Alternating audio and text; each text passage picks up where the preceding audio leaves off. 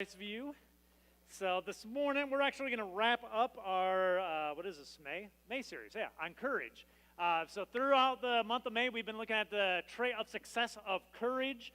So let me kind of remind you the three different messages we've looked at. The first week we looked at a man named Nehemiah.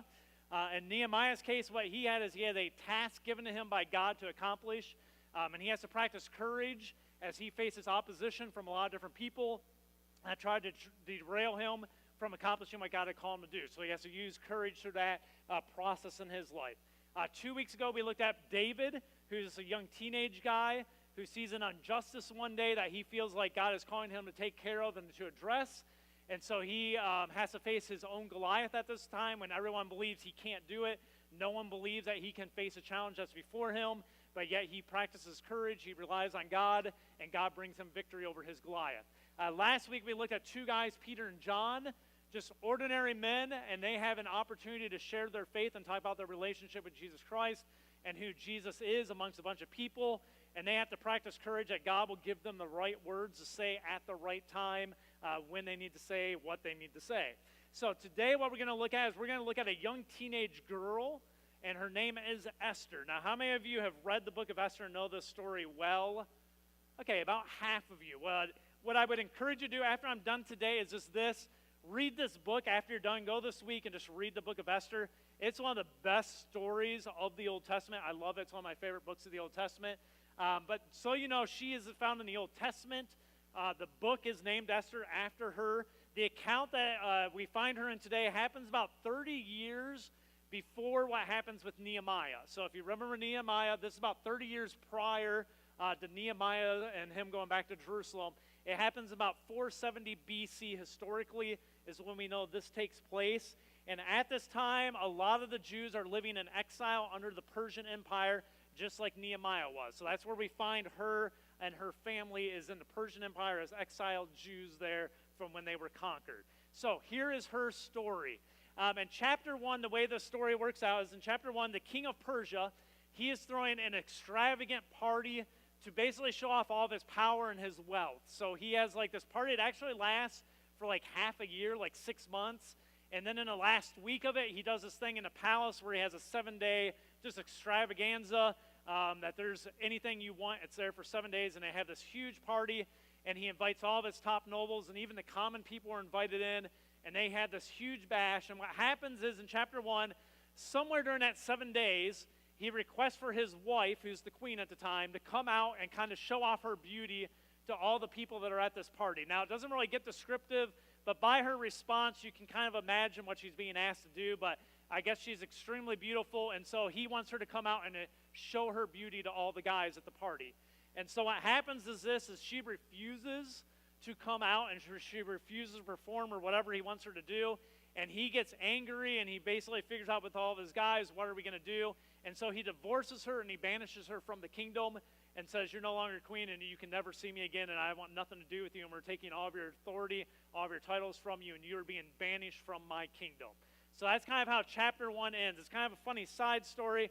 The reason he does this is the guys in the story are afraid if they hear that the queen told the king no about what he requested, that all the women in the kingdom were going to start stepping up and telling their husbands no. So they got to squash the rebellion now in the kingdom. So that's literally why he strips her of everything and divorces her and gets rid of her. So that's chapter 1. Chapter 2, the way it starts off is this, is they begin a search for a new queen. He has to have a new queen, so they start a search on finding a new queen for the king. And here's how the process goes. What they do is he sends out a bunch of people to go through all the areas that they've conquered and basically find any beautiful young ladies that are single. And what they would do is if they viewed you as beautiful enough, they would actually strip you from your home and they would take you back to the capital city and they would take you to the palace. And what would happen when you got to the palace is they would give you a beauty treatment for 1 year. So for a year, they would work with you to make you look as good as you possibly could look. And then at some point after that year, what the king would do is each night he would take one of the ladies and he would have them for the evening and the night, and he would kind of do a trial run. And then after they were done with that night, they became one of his wives, and they would be stuck in his harem, and then they would sit in his harem with all the rest of his wives for for the rest of their days, and then whenever he requested for them, they would go see him, and that was kind of their existence at that point. Okay, so that's how it worked. So this is where we have Esther introduced. Now, what you think is you hear that and you go, that's a pretty primitive thing they do, right? Like they go out, they take all these ladies, they bring them year of beauty treatments. The guy just sits in his palace and goes, up you tonight, and each night he takes one. And the hope was he would find somebody that really he liked that he would name the queen. Now, as brutal and as archaic as that sounds, I just want you to understand the culture we live in. We have a very similar thing that we have millions of people watch every single week. How many of you have ever watched The Bachelor? Oh, yeah. That doesn't surprise me. Okay. We have The Bachelor, which is the exact same concept, except we're not ripping people out of their homes. People are coming to it. But really, it's what it is. It's one guy with a harem of women who he spends some time with, and he takes each one and has his time with them until he finds the one he wants to make his wife. Right? Are we a whole lot different than where they were back then? Not a whole lot different. And we have millions of people that watch it every year, episode after episode. We're not too much different from where they were from. So anyways, this is how Esther enters the story in chapter 2. She is an orphan. So both of her parents have died at some point. She has been adopted by her cousin Mordecai, who she kind of sees more in an uncle role than a cousin because she's so much younger. But her cousin Mordecai adopts her when both her parents die, and he raises her as one of his own daughters. When she's around 14 or 15 years old, that is when she is taken from her home. So she is one of the girls that they deem beautiful enough to take back to the capital city and to the palace. And so they take her from her home when she is 14 or 15 years old. She spends a year in beauty treatments and learning how to please the king. And then after about a year of that, she is requested by the king for her night with the king. Now let me just stop for a second here and kind of reevaluate her background story. This is a kid, when you look at it, got the short end of the stick on life.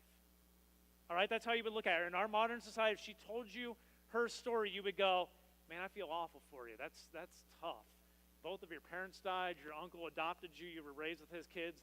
And then they took you out of your home when you were like 14 or 15 years old.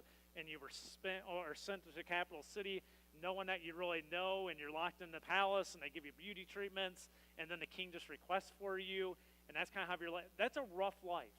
Okay? Now, some of you sitting here can probably relate to that. You can look back to your upbringing in your life and go, man, I grew up in a rough environment. I grew up in some really rough circumstances. And I want you to know you can relate to Esther because that's what Esther went through. She went through a really rough early childhood.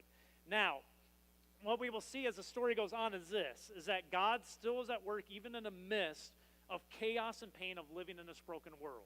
And we're going to see that play out, that even in the midst of heartache, even in the midst of horrible circumstances, even in the midst of a little girl who loses both of her parents and is basically abducted from her home, God is still at work in the background in the details of what's going on, and he is still there.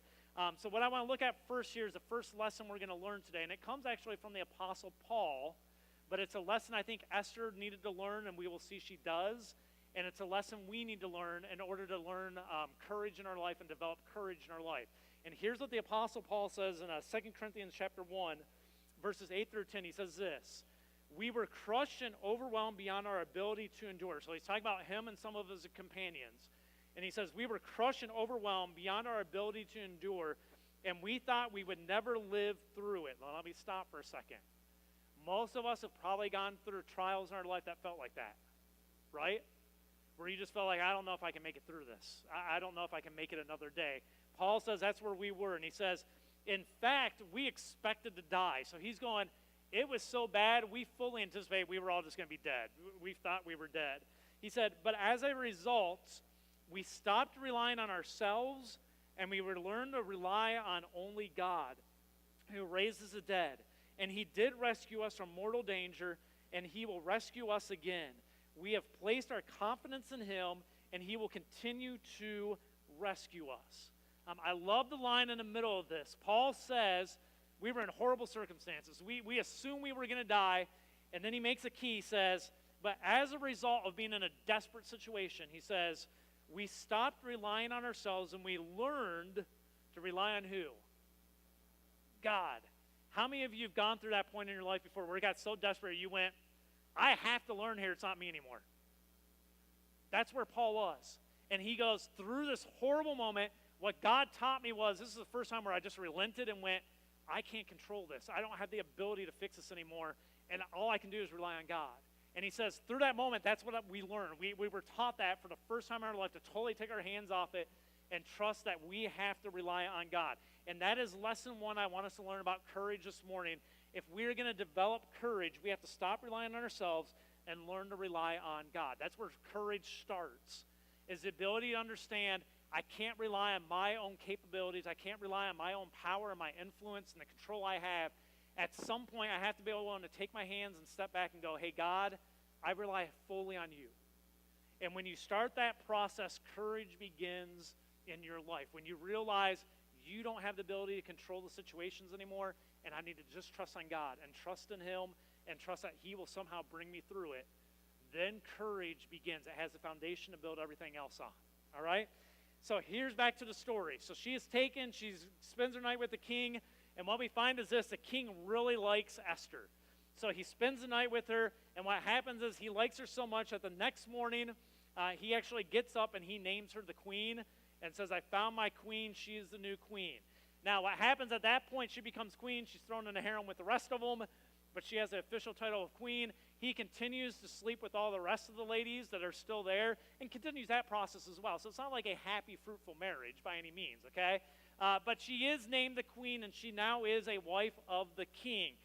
Throughout this entire process, this year of beauty treatment and all, what we find is that Mordecai, her uncle, or her cousin, but more of an uncle, he actually works in the palace. And so throughout this year, she has had some contact with him, and she seeks advice and wisdom from him throughout this time. So he kind of gives her some influence, some advice as she goes through this process. And towards the end of chapter 2, Mordecai in the palace one day overhears a couple guys forming an assassination attempt on the king.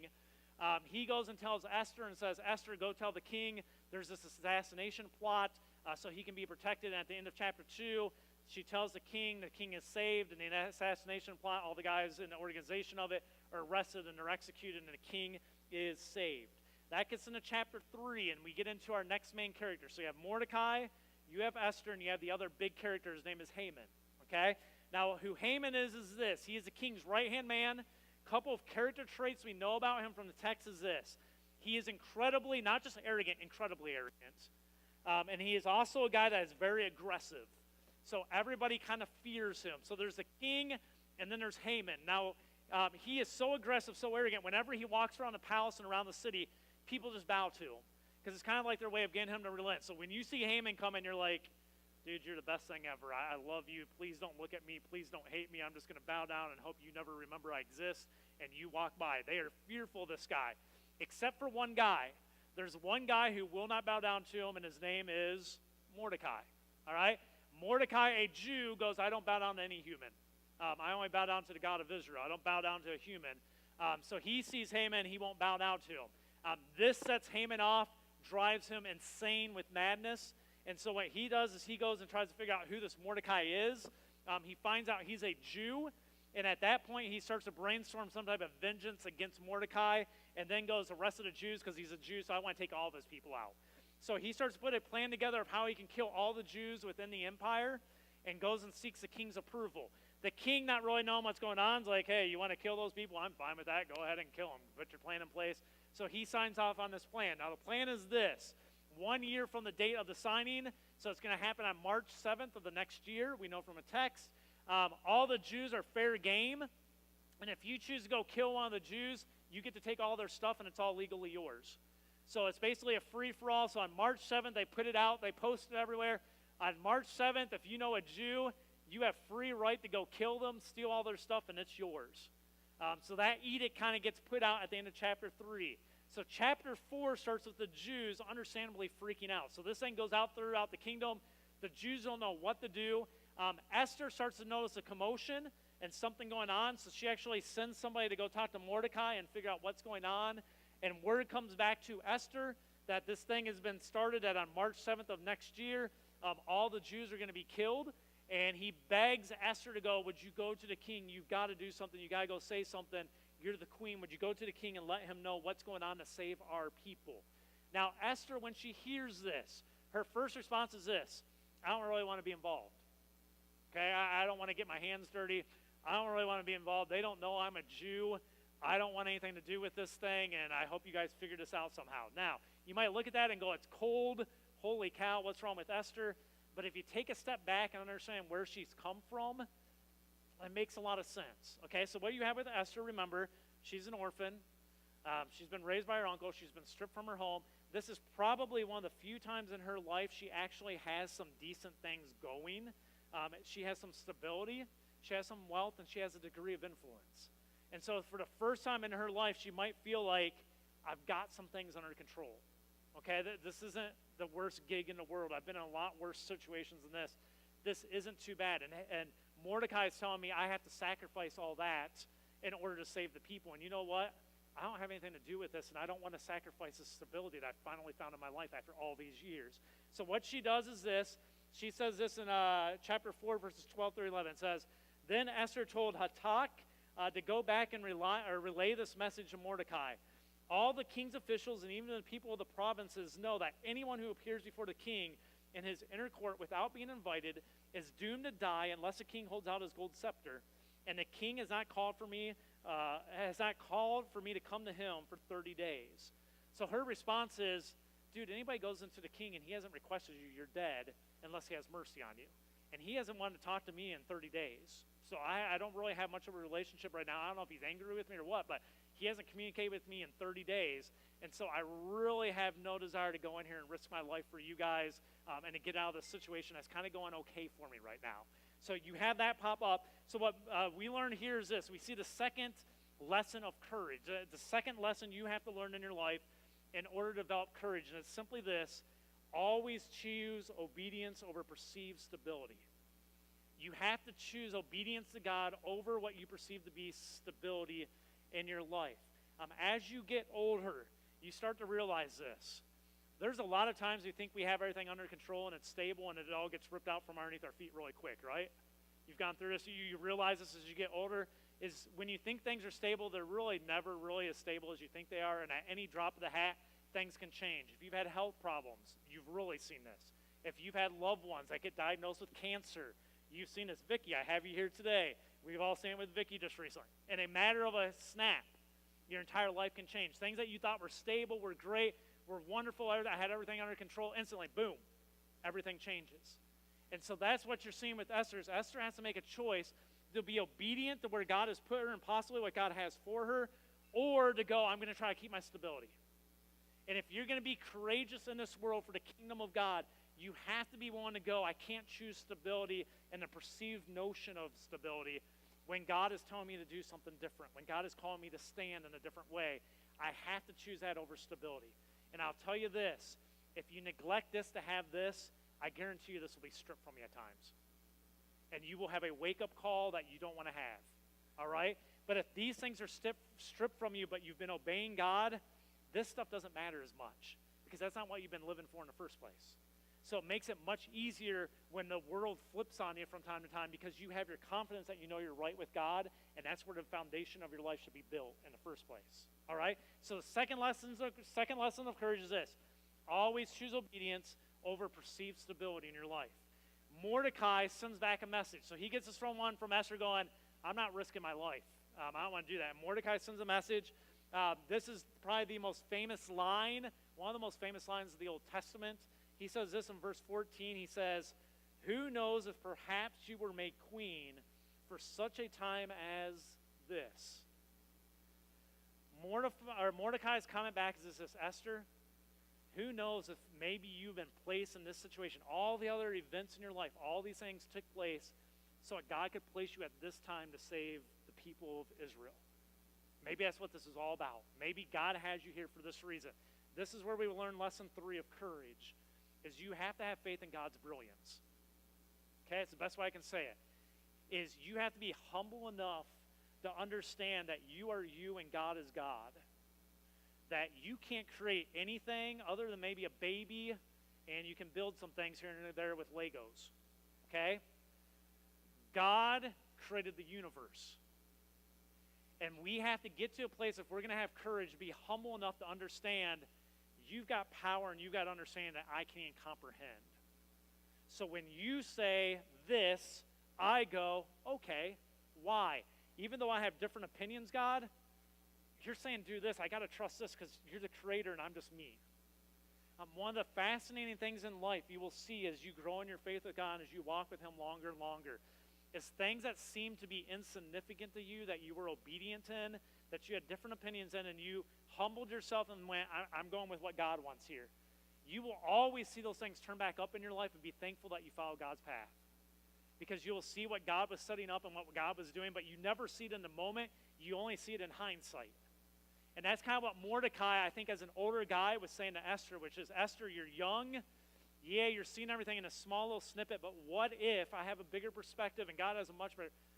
What if God let everything to happen at this point in your life just to get you to here, so at this moment, at this time, you were in the right place to save all of us? Who knows if that's what the big picture was? And so he kind of presents that to her. After he does that, what you see is this. You start to see courage develop in Esther. And what it is she starts to trust God. She starts to trust that maybe God knows what he's doing. And so you see the courage start to develop in her. So the first thing she does is this. She says, Mordecai, okay, I'm going to do it. But she says, what I need you to do, get all the Jews together in the land, tell them to fast for the next 3 days, and just spend time in prayer praying for me. And ask for God to protect me when I go in there. I need you to get all the Jews. So for 3 days, she and all the Jews fast and they pray intensely for her to go and address the king. And so the other little lesson we learn here, which I don't have it in your programs, is this. Make sure your life has got a foundation of prayer in it. Okay? If you're going to be courageous, you better be a prayer. Because you need God's strength, you need God's encouragement, you need his wisdom when you have to face trials, when you have to face things that you don't fully know how to comprehend or control. You need to have an active prayer life, and God will give you the strength you need to make the decisions you need to make. So that's where Esther starts. As courage starts to build, she goes to prayer.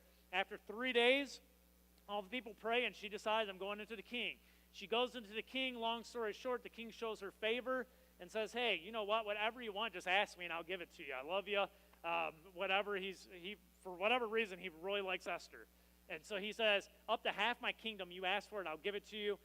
Esther at that point just says, hey, can I have you and Haman, can you come for dinner tonight, and I want to make a dinner for you.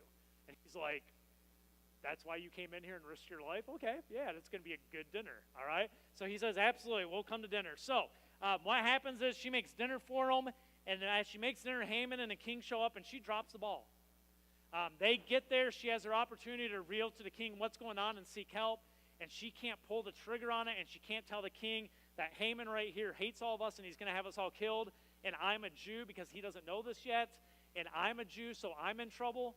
So she cannot pull the trigger, so she kind of freaks out, and what she does is at the end of it, the king says, Esther, what do you want? You invite us to this meal. What do you want? And she goes, can I make you another meal tomorrow?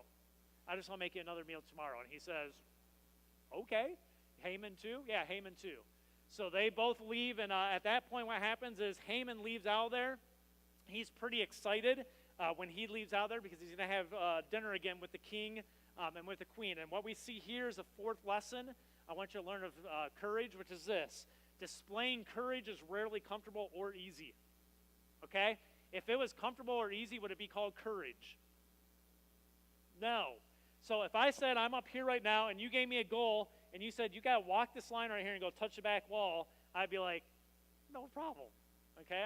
Is that courage? No. Now, if you said I'm going to light this floor ablaze on fire and I need you to trust that you're not going to die by the time you get back to the back wall, now walk it. Now, if I did that, would that take courage? It takes stupidity too. But sometimes I'll just say this. You look stupid obeying God sometimes. That's okay. It's never easy. It's never comfortable. Sometimes God asks you to do things that are totally out of your comfort zone, things you feel not prepared for at all, that you don't have the skill levels for, but God calls you to do it, and you have to go, that's okay, because if it was comfortable, I wouldn't have to have courage. And the way you show faith in God is you take those steps even when you don't know how they're going to turn out, and that's the courage developing in you, and that's what God rewards, is when he sees faithfulness and courage that's displayed in those ways. And that's what we see with Esther at this point, is she does drop the ball, but she's not going to drop the ball for long. So what happens is they leave, Haman walks out, and in Haman's mind, being so arrogant, he's feeling really high because he leaves out and goes, I'm going to second dinner with the queen and the king something's really important. They're going to do something great for me. So he leaves out here feeling high, but as he's leaving the palace, he walks by and he sees one guy, Mordecai, who won't bow to him. And he goes into a frenzy, okay? So he leaves the palace, he goes home, and he goes, I cannot wait till next year for that man to be dead. I'm going to kill him in the morning. So what I'm going to do is, if you guys, my servants, go get a big pole, and it's 75 feet long, so it's a huge pole because he wants to make a statement. We're going to put that out in the town square, and I'm going to impale him on it in the morning. So we're going to grab Mordecai, we're going to arrest him, and I'm going to stick him on the top of the pole to make a statement to everybody that you better bow down to me. So that's his plan that night. Now, in chapter 6, this is where you see God's always at work, even though God's never mentioned in the story. God is always at work in the background. That night, what happens is the king can't sleep. So his solution to not being able to sleep is he gets one of his guys to get the records of his kingdom and his time as king out and start reading the history of it to him, all right? Now, if you're like me, you have problems sleeping at times at night, right? So what I do is kind of what the king does. I use Netflix. And so I take Netflix right here on my tablet, and it has a little stand on it, ding, ding, ding, and it sits right next to my face. And I put my headphones in so Autumn doesn't get upset with me and she can sleep. So I put Netflix on, and I always watch like some documentary, and it's usually on like World War II and Hitler somehow. As I watch those, because I've seen them and they bore me, so it puts me back to sleep and it shuts my brain down. So recently I've been watching Hitler's Hitman on Netflix that I've seen probably 25 different times, and it bores the snot out of me now because it's not really a good program, so don't watch it. But it bores me enough it makes me sleep. So the king does the same things. He gets his Netflix out, except his guy is not a TV screen, it's just a guy, and says, read the history to me so I can go back to sleep. He starts reading the history to him. As he reads through, he rereads the account of when Mordecai saved his life with the assassination attempt and goes, did we do anything for that guy? And the guy goes, no, we didn't do anything for him, but he saved your life. And he's like, oh. So he finally goes, drifts off to sleep. Next morning, the first guy to see him is Haman. Haman walks in. The king says, hey, Haman, here's the deal. What would we do for someone we really want to honor in the kingdom? Someone who's done an incredible thing for the king, has served the king beyond regard. What would you do for someone that's gone over the top for the king? And Haman, in his arrogance, goes, dude, this is what we're having dinner about. So he goes overboard, man. You give him money, you give him clothing, you take him around the city on a horse, and you have your top servant walk with him and go, this is what the king does for people he loves. He's the greatest guy in the world. So he goes overboard with this whole thing. And when he's done, the king says, hey, okay, good. Go find that guy Mordecai that works in the palace, and would you take him around the city? Okay, it's an incredible story how everything flips. So Haman has to get Mordecai the morning that he's planning on arresting him and putting on the top of a big pike out in the town square and having him killed there. Has to get Mordecai, dress him up. He gives him like the king's ring for favored people, puts him on a horse, and takes him all around town all morning long going, this man's amazing. Look at this guy, how he serves the king, and he has to walk around the city with him.